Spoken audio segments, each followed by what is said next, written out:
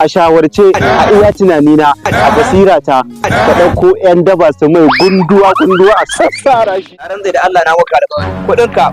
in ka gada 500 ka sa ka bako in sun wuce yau ka ba malam Dan Allah kana ji Allah wanda taurin bashi ni taurin bashi ne bana Kana ba fi so da na arawa mutum kuɗi kawai ya bani wallahi Allah ba da taurin to ka gani